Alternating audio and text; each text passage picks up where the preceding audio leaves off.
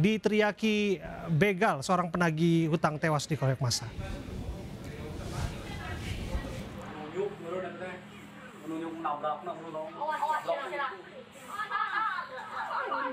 Penagih utang atau debt collector tewas dikeroyok massa saat menarik kendaraan roda 2 milik kreditur yang menunggak di Subang, Jawa Barat. Sebelum dikeroyok, korban sempat ditabrak oleh warga hingga terpental. Bahkan korban sempat dicekoki minuman. Usai menarik sepeda motor kreditur yang menunggak, korban bersama rekannya menuju kantor perusahaan pembiayaan untuk diserahkan. Di tengah perjalanan, pemilik motor meneriaki mereka begal. Korban sempat ditahan di Polsek Salaga Herang. Korban sempat ditahan di Polsek Sagala Herang dan Polsek Jalan Cagak atas permintaan rekannya yang ditahan di Polsek Jalan Cagak. Namun korban akhirnya meninggal dunia karena mengalami luka serius di bagian kepala. Jangan semena-mena gitu ya terhadap bapak saya. Bapak saya kan itu di sana apa sih? Semacam kayak tugas, mah kan tugas ya. Kok kenapa jadi diteriakin maling kayak gitu. Jadi nggak terima gitu. Keluarga berharap polisi mengusut tuntas dan menangkap seluruh pelaku yang melakukan penganiayaan kepada korban hingga meninggal dunia. Kita ke informasi berikutnya, mengaku tersiksa 5 orang calon tenaga kerja nekat melompat dari gedung lantai 4 tempat balai latihan kerja, 3 orang terluka.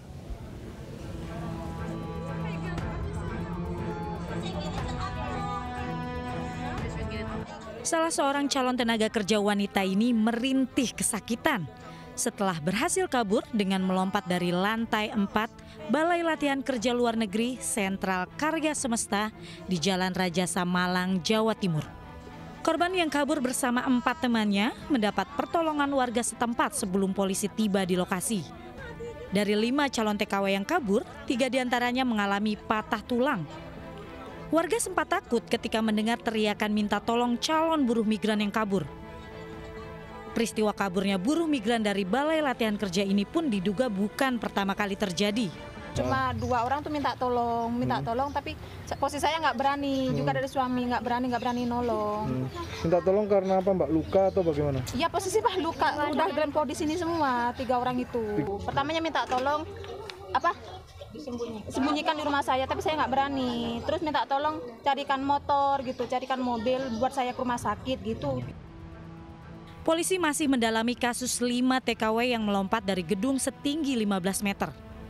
Dari pemeriksaan sementara, calon buruh migran mengaku tersiksa selama berada di Balai Latihan Kerja Luar Negeri tersebut. Masih dalam proses pemeriksaan, Mbak.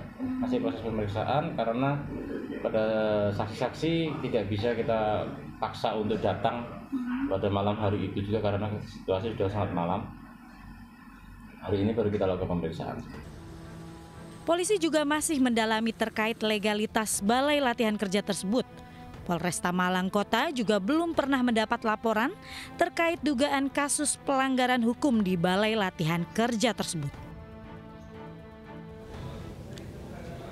Apa yang sebetulnya terjadi, saya akan mengajak Anda untuk menuju ke sana bersama rekan saya Denny Irwansyah di Malang, Jawa Timur. Selamat malam Denny.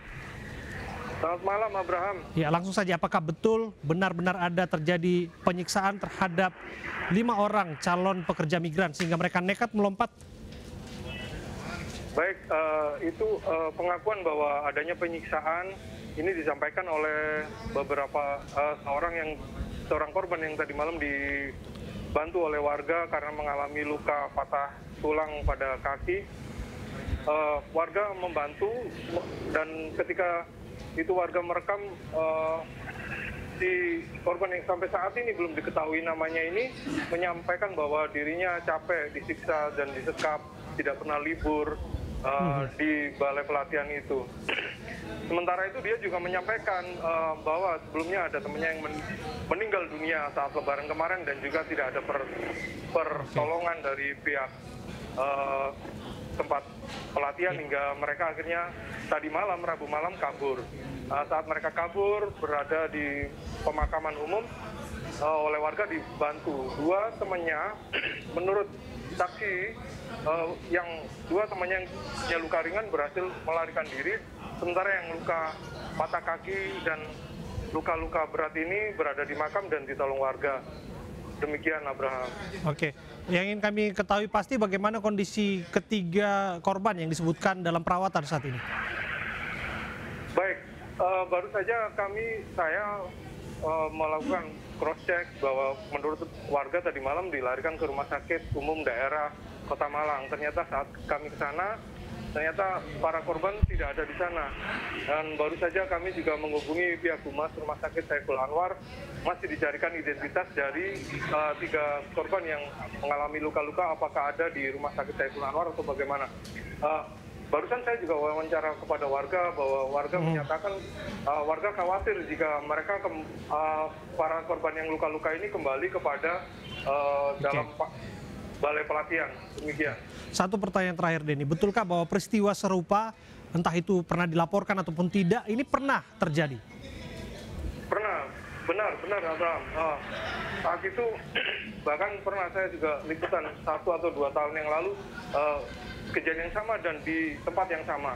Demikian, Abraham. Oke, baik, kita berharap pada proses hukum yang tegas dan jelas di sana untuk mengungkap misteri apa yang melatar belakangi mereka nekat melompat dari gedung berlantai 4 di Balai Latihan Kerja Calon Pekerja Migran. Terima kasih atas laporan Anda, Denny Irwansyah dari Kota Malang, Jawa Timur. Mirsa, kita ke informasi berikutnya. Pernyataan Menteri Hukum dan HAM Yasona Lawli saat rapat kerja dengan Komisi 3 DPR mendapat kecaman kader Partai Demokrat. Dalam rapat tersebut, Yasona menyebutkan Ketua Umum Partai Demokrat Agus Harimurti Yudhoyono masih lama menjadi presiden.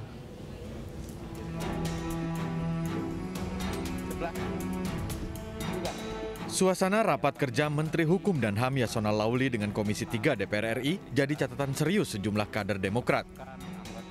Pasalnya masalah terjadi saat Menteri Yasona menjelaskan pentingnya pasal penghinaan presiden dan wakil presiden. Bagi Yasona, pasal ini penting untuk menjaga wibawa orang nomor 1 dan 2 di Indonesia. Tak saja untuk saat ini, tapi juga untuk masa-masa akan datang. Tapi apakah kita biarkan presiden yang akan datang begitu? Mungkin saja satu di antara kita ini, Pak Adis Kadir jadi presiden atau siapa, atau bosnya Pak Habibur Rahman atau siapa, kita biarkan itu. Yang jadi masalah, Yasona menyebut bos anggota DPR Benika Harman Agus Harimurti Yudhoyono atau AHY masih lama, meski ia cepat-cepat mengatakan hanya bercanda. Kalau bosnya Pak Beni masih lama barangkali. Misalnya, contoh, ya kan, masih muda. Canda. Jadi ya. Anggota fraksi DPR Partai Demokrat Santoso langsung merespon. Ia tak terima pernyataan Menteri Yasona karena juga berasal dari partai penguasa PDI Perjuangan. Saya ingin apa yang Pak Menteri sampaikan, yang menyatakan bos Pak Beni masih lama itu supaya dicabut, saya sangat keberatan. Kenapa? Karena Pak Yasona ini kan di samping menteri juga kader dari partai politik.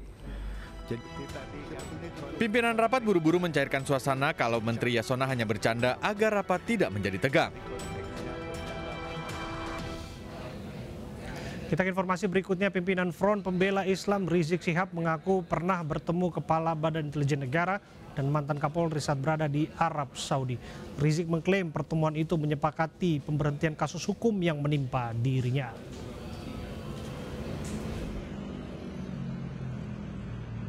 Mantan pimpinan Front Pembela Islam Rizik Syihab menjalani sidang pledoi kasus swab tes Rumah Sakit Umi di Pengadilan Negeri Jakarta Timur. Dalam pledoi atau nota pembelaan, Rizik mengaku pernah bertemu Kepala Badan Intelijen Negara Budi Gunawan dan mantan Kapolri Tito Karnavian saat masih di Arab Saudi. Rizik mengklaim pertemuan menyepakati pemberhentian kasus hukum yang menimpa dirinya. Namun menurutnya kesepakatan itu kandas dan membuatnya dicekal sehingga tak bisa pulang ke Indonesia. Membangun kesepakatan agar tetap membuka dialog dan rekonsiliasi. Kami sambut baik imbauan beliau tersebut karena sejak semula justru itu yang kami harapkan. Lalu sekitar awal Juni 2017 dan juga pertengahan bulan Syawal 1438 Hijriah, saya bertemu dan berdialog langsung dengan Kepala Badan Intelijen Negara, Jenderal Polisi Purnawirawan Budi Gunawan bersama timnya di salah satu hotel berbintang 5 di kota Jeddah, Saudi Arabia. Hasil pertemuan tersebut sangat bagus. Kita buat kesepakatan tertulis, hitam di atas putih yang ditandatangani oleh saya dan Komandan Operasional BIN Majen TNI Agus Suharto di hadapan Kepala BIN dan timnya.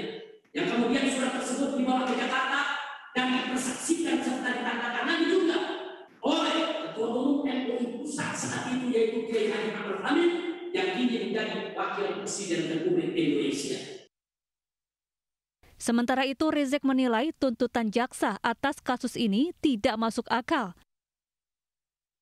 Menurutnya, kasus dugaan pemalsuan swab tes di Rumah Sakit Umi Bogor adalah pelanggaran protokol kesehatan dan bukan kejahatan.